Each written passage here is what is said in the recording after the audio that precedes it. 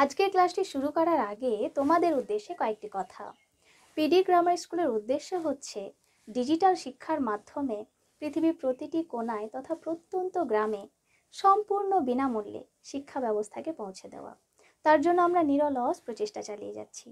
তো তোমরাও যাতে এই প্রচেষ্টায় সামিল হতে পারো তার জন্য তোমাদের প্রচুর শেয়ার করে যেতে হবে, যাতে করে পৃথিবীর প্রতিটি কোণায় তথা প্রত্যন্ত গ্রামে পিডির গ্রামার স্কুল পৌঁছে যেতে পারে।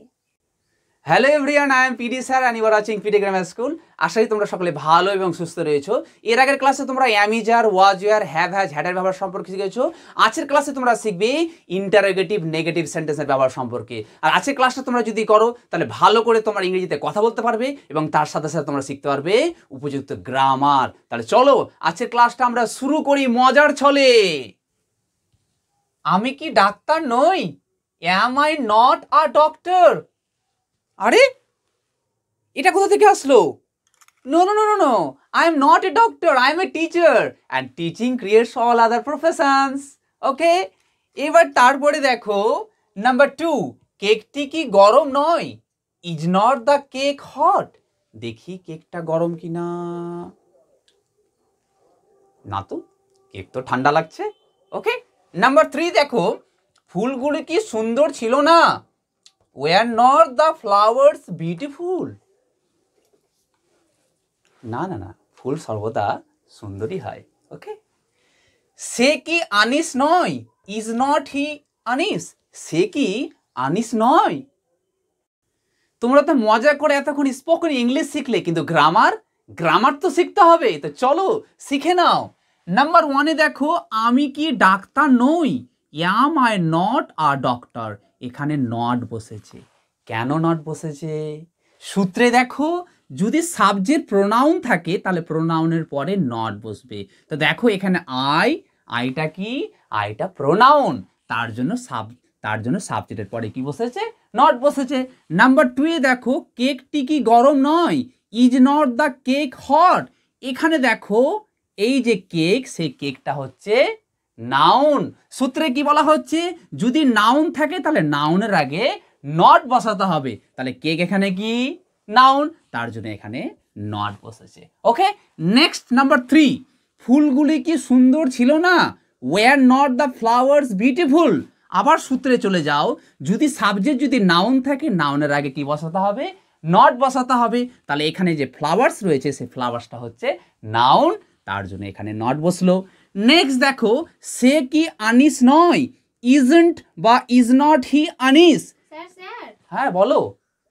আপনি তো বলেছিলেন যে প্রোনাউনের পরে নট বসে, কিন্তু নাম্বার 4-এ তো দেখছি যে প্রোনাউনের আগেই নট বসে গেছে। তো এই ব্যাপারটা তো ঠিক বুঝতে পারলাম না স্যার। ও, এখানে দেখতে পাচ্ছ প্রোনাউনের আগে ইজ নট বা ইজন্ট বসেছে, তাই তো? তোমাদের বলা হবে, তার জন্য তোমাদের মজার ছলে ক্লাসটা দেখতে হবে। নাম্বার 5-এ দেখো, আমি কি মোটা নই? Am I not fat? এখানে দেখো নট বসেছে। কেন নট বসেছে? কারণ তোমরা সূত্রে দেখেছো যে প্রোনাউন থাকলে, সাবজেক্ট যদি প্রোনাউন থাকে তাহলে নট বসে। তাহলে এখানে সাবজেক্টটা হচ্ছে আইটা প্রোনাউন, তার জন্য এখানে নট বসেছে। তাহলে কি হচ্ছে? আমি কি মোটা নই? Am I not fat? আমি কি মোটা নই? আমাকে কি মোটা মনে হচ্ছে?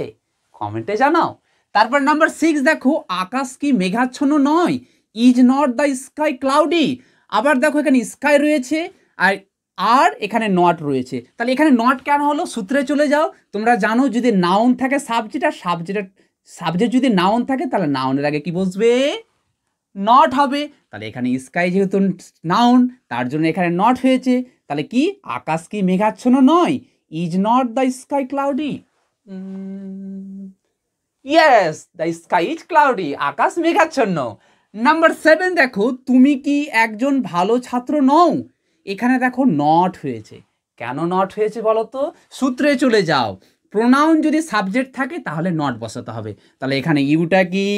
ইউটা হচ্ছে প্রোনাউন, তার জন্য সাবজেক্টের পরে এখানে নট বসেছে। তুমি কি একজন ভালো ছাত্র নও?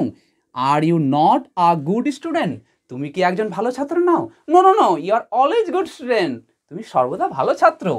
তারপর নাম্বার 8 দেখো, গাড়িটি কি লাল ছিল না? আবার দেখো এখানে নট হয়েছে। কেন নট হলো? আবার সূত্রে চলে যাও। যদি নাউন যদি থাকে, সাবজেক্ট যদি নাউন থাকে, তাহলে নাউনের আগে আমরা সবসময় নট বসাবো। এখানে যে কার রয়েছে, কারটা হচ্ছে নাউন, তার জন্য এখানে নট হয়েছে। গাড়িটি কি লাল ছিল না? Was not the car red? গাড়িটি কি লাল ছিল না? But my car is green. Number 9-এ দেখো, তনু কি বুদ্ধিমতী মেয়ে ছিল না?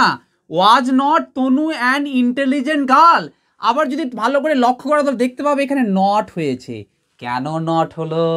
স্যার এখানে নাউন রয়েছে। ঠিক বলেছো, এখানে তনুটা হচ্ছে নাউন। সূত্রে কি বলছে? যদি সাবজেক্ট নাউন থাকে তাহলে নাউনের আগে নট বসাতে হবে। ওকে, তারপর নাম্বার 10-এ দেখো, তারা কি বাড়িতে ছিল না? Were they not at home? এখানে দেখো নট হয়েছে। কেন নট হলো? কারণ এই যে দে রয়েছে, দেটা হলো প্রোনাউন। তোমরা জানো প্রোনাউন যদি সাবজেক্ট যদি প্রোনাউন থাকে তাহলে নট বসে। তারা কি বাড়িতে ছিল না? Were they not at home? Sir, হ্যাঁ, আপনার পেছনের দিকে চুলটা খাড়া হয়ে গেছে। ও, পিছনের চুলটা খাড়া রয়েছে। আরে তোমরা ক্লাসের দিকে ভালো করে নজর দাও, ক্লাসটা দেখতে হবে তো, চুলের দিকে কেন দেখছো? তারপরে দেখো, এইগুলি কি বেগুন ছিল না? Were these not brinjals? এইগুলি কি বেগুন ছিল না? এখানে দেখো নট হলো। কেন নট হলো? কারণটা দেখো, এই যে এখানে দিজ রয়েছে, দিজটা হচ্ছে প্রোনাউন। তোমরা জানো প্রোনাউনের পরে নট বসে। তাহলে এইগুলি কি বেগুন ছিল না? Were these not brinjals? এইগুলি কি বেগুন ছিল না? দেখি, আরে ছিল বেগুন, হলো আলু। ক্লাসটা এখনো আমার রয়েছে চালু। ওয়াজ ইট নট আ ডিয়ার? এখানে দেখো নট হয়েছে। নট কেন হলো বলো তো?